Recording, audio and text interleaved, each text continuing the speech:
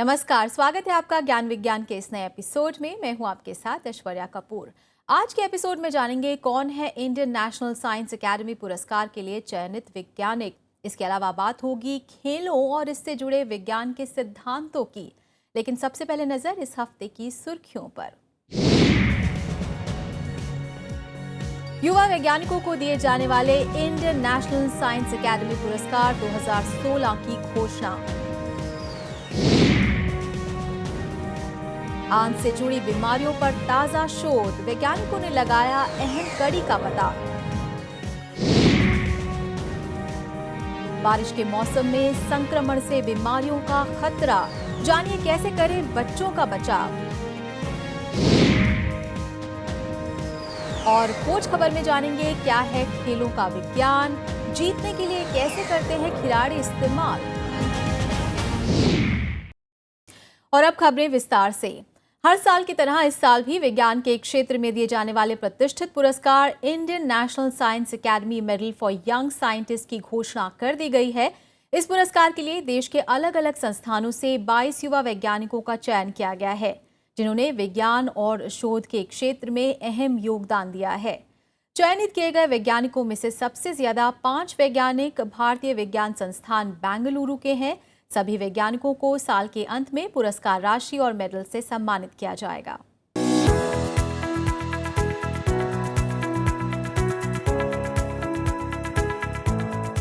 युवा भारतीय मेधावी शोधकर्ताओं को प्रोत्साहित करने के लिए इंडियन नेशनल साइंस एकेडमी यानी INSA ने साल 2016 के लिए यंग साइंटिस्ट मेडल पुरस्कारों का ऐलान किया है। हर साल भारत के युवा वैज्ञानिकों को विज्ञान के क्षेत्र में किए गए उनके उत्कृष्ट कार्यों के लिए सम्मानित किया जाता है। इस बार इस पुरस्कार के लिए भारत के विभिन्न संस्थानों से 22 वैज्ञानिकों का चयन किया गया है। ये सबसे बड़ा कह सकते हैं कि प्रेस्टिजियस अवार्ड है हमारे देश में, जो कि रिसर्चर्स, यंग रिसर्चर्स को दिया जाता है, उनको मोटिवेट किया जाता है इसके द्वारा। सो ये अवार्ड इस साल हमें भी मिला है, तो बहुत ही ज़्यादा खुशी है और बहुत ही गर्व महसूस हो रहा है। और ये भी है कि ये अवार्ड मिलने के बाद ये मुझे ज़्यादा मोटिवेट किया है, मैं और अच्छे से रिसर्च कर सकूँगा और अपने देश के किसानों और समाज की सेवा कर सकूँगा। एक एज लिमिट के अंदर आप बहुत कुछ अचीव करते हैं और बहुत सारा कंपटीशन है इंडिया के अंदर। मतलब साइंटिस्ट बहुत हैं, काम बहुत होता है, बच्चे बहुत हैं, बट उस पर कंपटीशन बढ़ जाता है। तो हर साल हर कैटेगरी में ये अवार्ड देने के बाद लाइक 30 या 25 अवार्ड देते हैं ये लोग, तो उसे बहुत इनकरेजमेंट मिलती है लोग यंग साइंटिस्ट को कि यस, आप हिंदुस्तान में रह के अच्छा काम कर सकते हैं। इन सभी पुरस्कारों में से 5 पर भारतीय विज्ञान संस्थान बेंगलुरु के शोधकर्ताओं ने कब्जा किया। एक नजर डालते हैं इस साल के पुरस्कार विजेताओं पर। डॉक्टर प्रबीर बरपांडा को अगली पीढ़ी की बैटरी और स्टोरेज के लिए नए लिथियम और सोडियम कैथोड विकसित करने पर पुरस्कार मिला। डॉक्टर साईं शिव गोरथी को माइक्रोफ्लूइड्स और ऑप्टिक्स की विशेषताओं से संपन्न ऑप्टोफ्लूइड टेक्नोलॉजी में आविष्कार के लिए पुरस्कृत किया गया। डॉक्टर चंदन साहा को arithmetic circuit lower bounds, polynomial identity testing और रिस्ट्रिक्शन ऑफ अरिथमेटिक सर्किट्स में शोध के लिए सम्मानित किया गया। डॉक्टर प्रवीण कुमार को CNT सेलुलर मटेरियल्स के व्यवहार में परिवर्तन के लिए जिम्मेदार विद्युत फील्ड की खोज के लिए पुरस्कार मिला। और डॉक्टर अंशु पांडेय को लो थ्रेशहोल्ड क्वांटम डॉट लेजर्स में योगदान के लिए सम्मानित किया गया। INSA हर साल वैसे युवा वैज्ञानिकों को यंग साइंटिस्ट पुरस्कार से सम्मानित करता है जिन्होंने विज्ञान और तकनीकी के क्षेत्र में विशेष योगदान दिया है।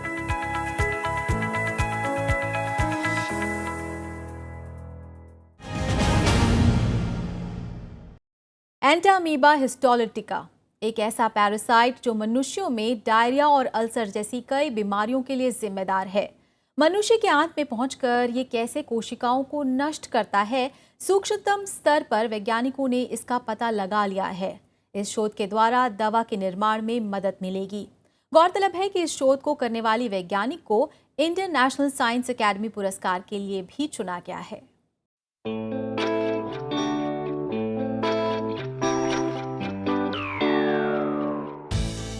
एमियोबाइसिस की प्राथमिक वजह है एंटामीबा हिस्टोलिटिका। इस इन्फेक्शन से दुनिया भर के खासकर विकासशील देशों में 5 करोड़ लोग बीमार पड़ते हैं।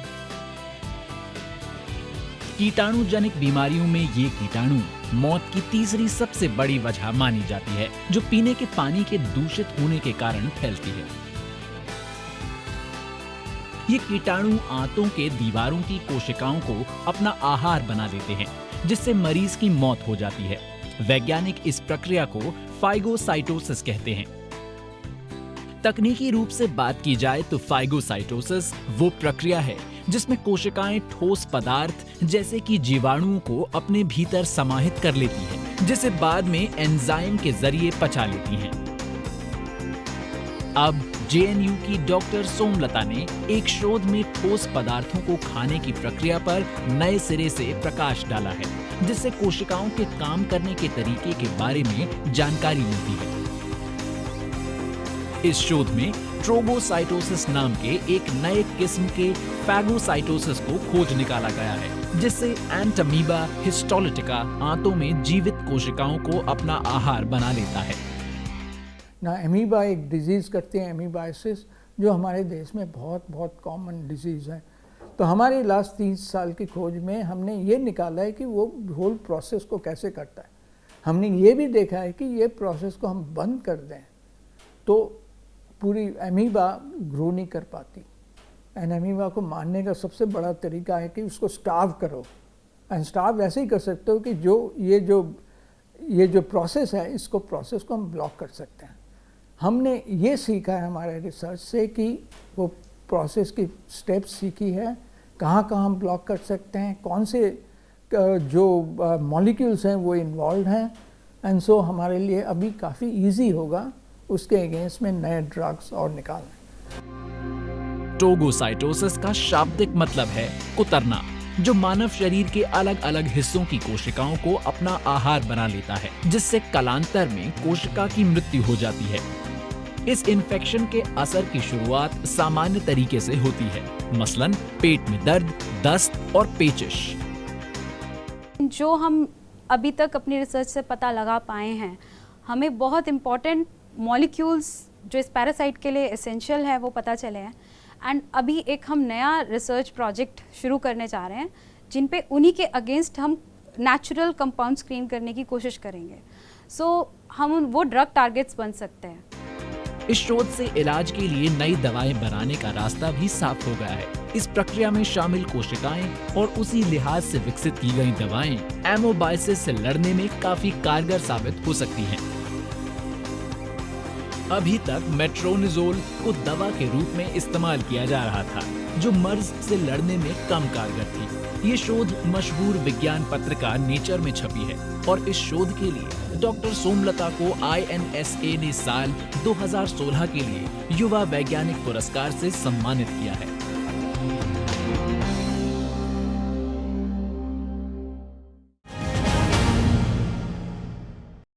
यूं तो मॉनसून का आना सबको अच्छा लगता है, लेकिन बारिश के मौसम में होने वाले संक्रमण से बीमारियों का खतरा भी बढ़ जाता है। बड़े तो अपना बचाव कर भी लेते हैं, लेकिन बच्चे बीमारियों की चपेट में जल्दी आ जाते हैं। आमतौर पर बच्चों में जुकाम, बुखार, मलेरिया और डेंगू जैसी कई बीमारियों का खतरा बढ़ जाता है। ऐसे में बीमारियों से बच्चों का बचाव कैसे किया जाए और उसके उपाय क्या हैं, देखिए इस रिपोर्ट में।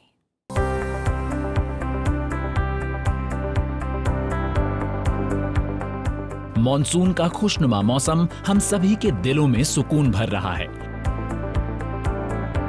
लेकिन इस मौसम में कई बीमारियां भी अंगड़ाइयां ले रही हैं। मच्छरों और मक्खियों के अलावा बैक्टीरिया, वायरस और फंगी भी इस मौसम की देन हैं। ऊपर से हवा में आर्द्रता होने की वजह से शरीर की प्रतिरोधक क्षमता कम हो जाती है। ऐसी परिस्थितियों में खासकर बच्चों में इन्फेक्शन की आशंका बढ़ जाती है। इस मौसम में बीमारियां तेजी से अपने पांव पसारने लगती हैं। इनमें ठंड, कफ, अस्थमा और साइनस प्रमुख हैं। बच्चों में पाचन क्रिया में गड़बड़ी, दस्त, हैजा और टाइफॉइड देखने को मिलता है, जबकि गंदे पानी और गीले कपड़ों की वजह से त्वचा और आंखों में इन्फेक्शन भी आम बात है। इसके अलावा ये मौसम मलेरिया, डेंगू और चिकनगुनिया जैसी मच्छर जनित बीमारियों को भी जन्म देता है। बच्चों में इन दिनों में बारिश के सीज़न में इन्फेक्शन ज़्यादातर उल्टी और दस्त, ये वायरल भी हो सकता है और बैक्टीरियल भी हो सकता है। अगर बैक्टीरियल है तो ये 5-7 दिन से ज़्यादा भी चल सकता है। हाई फीवर के साथ तेज़ बुखार और उल्टी दस्त हो सकती है बच्चों में। बच्चों का बचाव करने का एक ही तरीका है हैंड वॉश की टेक्निक, उनको हाथ की साफ़ सफाई रखना, साबुन से हाथ धोना और कम से कम 30 सेकंड तक रगड़ करके साबुन से हाथ धोना, नाखून काट के रखना और किसी भी चीज़ को उठा के मुंह में नहीं डालना। ये आप अपने बच्चों से बात करते रहिए रेगुलरली। उनको आप बार बार ये बातें समझाओगे तो एक टाइम आता है जब बच्चों को ये बात समझ में आती है और इन्फेक्शन हम कट कर सकते हैं, कम कर सकते हैं। इससे पहले कि इनमें से किसी बीमारी का सामना करना पड़े, थोड़ी सी सावधानी बरतकर हम बच्चों को इन बीमारियों से बचा सकते हैं। बच्चों को हैजा, टाइफॉइड और जॉन्डिस का वैक्सीन लगाएं। पीने के लिए साफ और उबाले हुए पानी का इस्तेमाल करें। खाना ढक कर रखें, साथ ही बासी और ठंडा खाना ना खाएं। बारिश में भीगने के बाद साबुन से हाथ पांव अच्छी तरह धोकर सुखाएं। घर के आसपास स्वच्छता रखें और पानी जमा ना होने दें। जूते मोजे के बजाय बच्चों को फ्लिप फ्लॉप और फीते वाले चप्पल पहनने को प्रेरित करें। बच्चों को साफ सुथरे और सूखे कपड़े पहनाएं और नमी से बचाएं। मॉनसून में एसी का इस्तेमाल ना करें। खिड़कियों को खुला रखकर ना सोएं और मच्छर और कीड़ों को भगाने की दवाओं का इस्तेमाल करें। और अंत में बीमारी के लक्षण दिखाई पड़ने पर खुद इलाज करने के बजाय डॉक्टर को दिखाएं। इस तरह आप निश्चिंत होकर अपने बच्चों को स्वस्थ रख सकते हैं और मॉनसून के मौसम को सुहाना बना सकते हैं।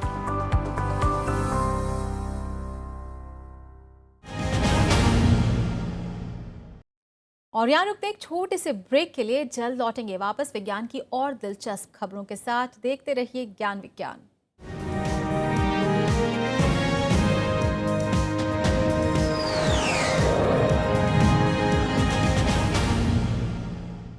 ब्रेक के बाद आप सभी का फिर से स्वागत है। आप देख रहे हैं ज्ञान विज्ञान और देश और दुनिया में चल रही वैज्ञानिक हलचलों को जानने के लिए आइए नजर डालते हैं साइंस एक्सप्रेस पर।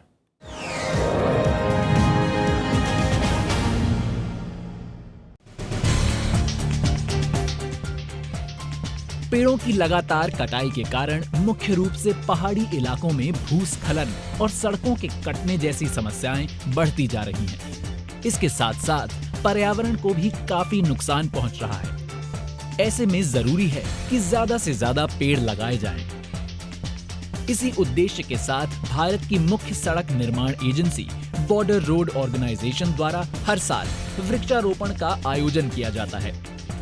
इसी कड़ी में 17 अगस्त को दिल्ली स्थित बीआरओ हेडक्वार्टर्स पर director general lieutenant general Suresh Sharma ने वृक्षारोपण का शुभारंभ किया। सॉइल स्टेबलाइजेशन बहुत ज़रूरी मुद्दा बन गया है। आपने देखा अभी रीसेंट फिनोमेना है, खास करके हिल्स के अंदर लैंडस्लाइड्स आना, रोड कट ऑफ हो जाना और पर्यावरण को नुकसान जो होता है वो उसको बचाने के लिए एक अच्छा मुहिम ये है कि सॉइल को स्टेबलाइज किया जाए। उस सॉइल स्टेबलाइजेशन के चलते उसमें पेड़ पौधे लगाना, क्योंकि हम रोड के साथ, सड़क के साथ जुड़े हुए हैं तो जाहिर है इस कार्यक्रम के साथ भी हमें जुड़े रहना चाहिए। इसलिए हमने ये अपना नया प्रोग्राम लॉन्च किया है। हर साल करते हैं, इस साल भी किया है, थोड़ा ज़्यादा बड़े पैमाने पर, ज़्यादा बड़े स्केल पर। वहीं देश भर में स्थित बीआरओ के 18 हेडक्वार्टर्स पर भी वृक्षारोपण के कार्यक्रम का आयोजन किया गया। इस आयोजन में विभिन्न प्रजातियों के लगभग 2 लाख पेड़ लगाए गए। इस दौरान बॉर्डर रोड ऑर्गेनाइजेशन के अधिकारियों के अलावा आम लोगों ने भी इस कार्यक्रम में बढ़ चढ़कर हिस्सा लिया। बॉर्डर रोड ऑर्गेनाइजेशन यानी कि सीमा सड़क संगठन देश के सीमावर्ती क्षेत्रों में सड़कों के निर्माण और पड़ोसी देशों से सड़कों के नेटवर्क को बनाए रखने में अहम रोल निभाता है। शोधकर्ताओं ने पाया है कि ग्रीनलैंड शार्क 400 साल तक जी सकता है। और इस लिहाजा से वो धरती का सबसे लंबी उम्र वाला रीढ़ की हड्डी वाला जानवर है। यूनिवर्सिटी ऑफ कोपेनहेगन के शोधकर्ताओं ने शार्क की आंख के लेंस का रेडियो कार्बन डेटिंग एनालिसिस किया और पाया कि 28 ग्रीनलैंड शार्क में से सबसे पुराना करीब 392 साल का है। इनमें 95% शार्क की उम्र 272 से 512 साल के बीच थी। एक अचंभित कर डालने वाले वीडियो में ब्रेट लेविस और ल्यूक नोथडर्फ ने दिखाया है कि किस तरह पानी के बढ़ते तापमान ने ग्रेट बैरियर रीफ कोरल को महज 8 दिनों में खत्म कर दिया। इस टीम ने पानी में तापमान वृद्धि के असर पर शोध के लिए 10 लीटर एक्वेरियम में भारी संख्या में हीलियोफंगी एक्टिनिफोर्मिस कोरल रखे थे। टीम ने तापमान बढ़ोतरी के कोरल पर पड़ने वाले असर की जांच के लिए एक माइक्रोफोन, डिजिटल कैमरा और स्मार्ट टैबलेट का इस्तेमाल किया था। मुंबई में बीचों की सफाई के सिलसिले में मुंबईकरों ने वर्सोवा बीच पर 50 लाख पाउंड कचरा इकट्ठा किया है। ये मुहिम बॉम्बे हाई कोर्ट के एक वकील अफरोज शाह ने 9 महीने पहले यानी अक्टूबर 2015 में कुछ एक कार्यकर्ताओं की मदद से ये मुहिम शुरू की थी। जल्द ही इस पहल को नगर निगम और संयुक्त राष्ट्र जैसी संस्थाओं से मदद मिलनी शुरू हुई और सप्ताह के अंत में होने वाले इस सफाई कार्यक्रम में करीब 200 लोग शामिल होते गए।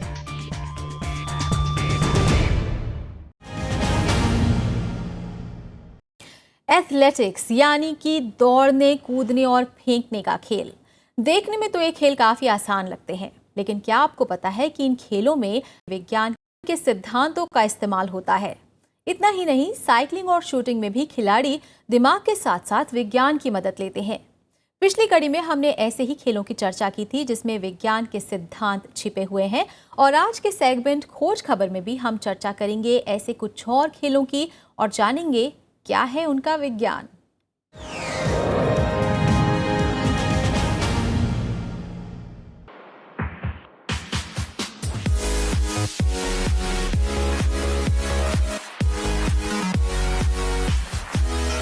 दुनिया का सबसे रोमांचकारी खेल, जहां हर खिलाड़ी का सपना होता है पदक जीतना। अपनी जीत को सुनिश्चित करने के लिए हर खिलाड़ी तन और मन की शक्ति के साथ खेलता है, लेकिन इसके अलावा भी एक चीज है जो खिलाड़ियों को जीत दिलाने में मदद करती है, और वो है विज्ञान के सिद्धांत। एथलेटिक्स, दौड़ने, कूदने और फेंकने वाला खेल यूं तो देखने में काफी आसान लगता है, लेकिन इस खेल में भी विज्ञान की लगभग हर शाखा का प्रयोग होता है। इनमें से ही एक है 100 मीटर स्प्रिंट, जिसे जीतने वाला दुनिया का सबसे तेज व्यक्ति कहलाता है। एक स्प्रिंटर जितनी जल्दी अपनी अधिकतम रफ्तार पर पहुंच सकता है, उतना ही ज्यादा उसके जीतने की संभावना बढ़ जाती है। इसलिए इस खेल का सबसे महत्वपूर्ण भाग होता है इसकी शुरुआत। इस खेल में स्टार्टिंग ब्लॉक का इस्तेमाल होता है, जिसका काम है स्प्रिंटर को उसकी सही स्थिति में लाना और उसे सही दिशा में सबसे तेज गति प्रदान करना।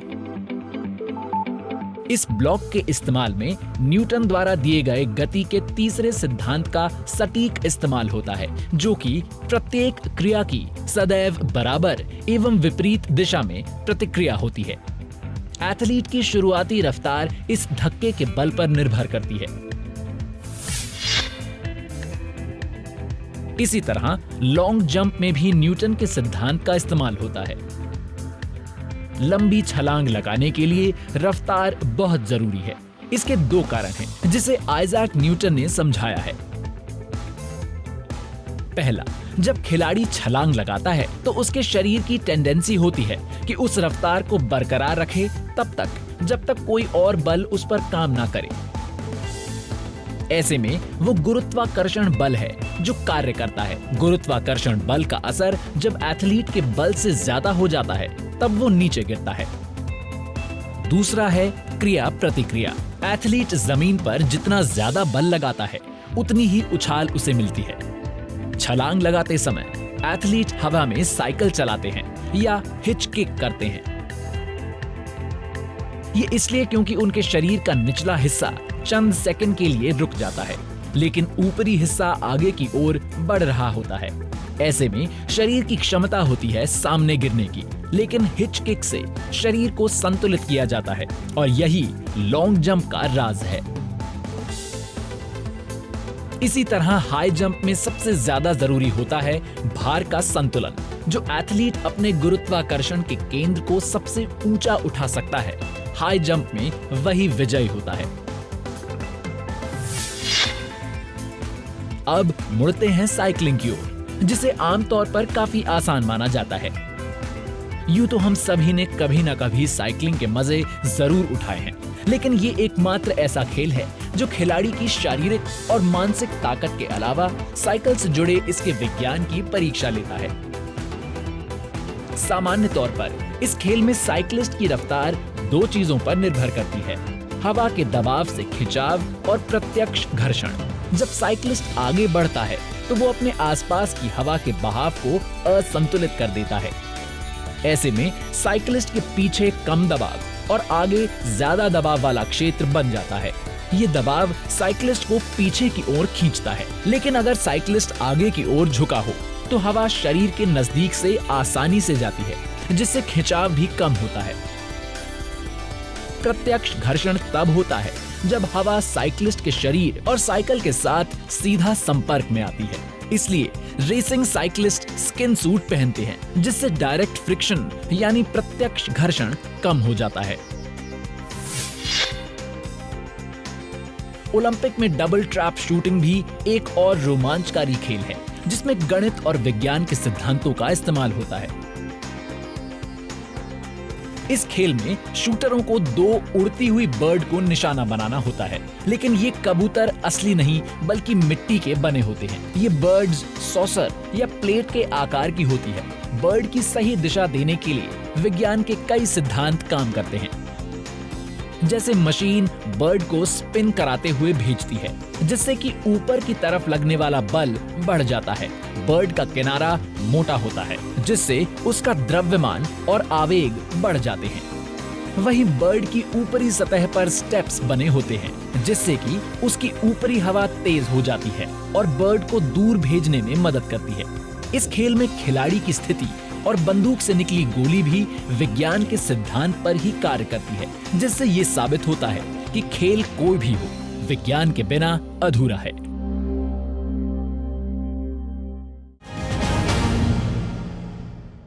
तो उम्मीद है आपको आज हमारा ये एपिसोड ज़रूर पसंद आया होगा। अगर आपके कोई सुझाव हैं या आप हमें कोई राय देना चाहते हैं तो हमें ईमेल कीजिए। हमारा ईमेल आईडी है news@vigyanprasar.gov.in। आप अपने विचार हमें डाक के जरिए भी भेज सकते हैं। हमारा पता है विज्ञान प्रसार C24 कुतुब इंस्टीट्यूशनल एरिया, नई दिल्ली 110016।